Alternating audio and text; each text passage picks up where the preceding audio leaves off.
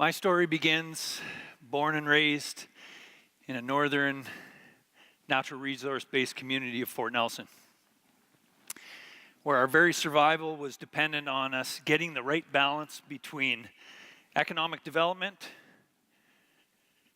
social impact, proper respect and treatment for the environment, and equitable benefits for our neighbors, which in Fort Nelson comprised more than 50% First Nations.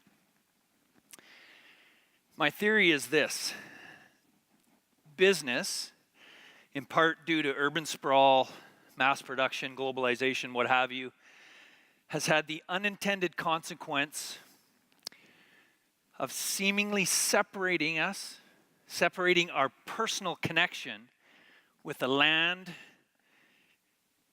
and resources that we so richly need for our survival.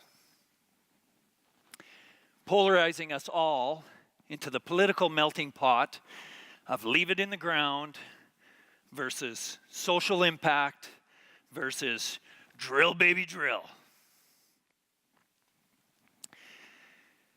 We need to return to the story of our proud and connected Alberta roots, creating shared value for us all.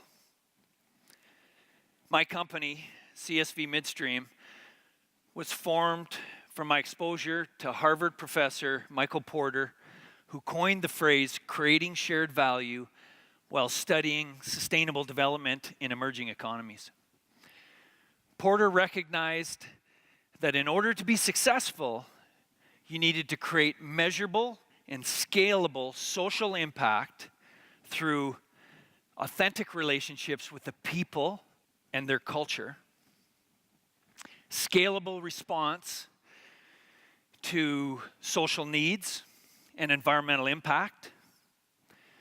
And surprisingly, if you get this thing right, you actually create a competitive advantage for the business by collaborating and partnering with the local economy, enhancing the underlying profitability for the business.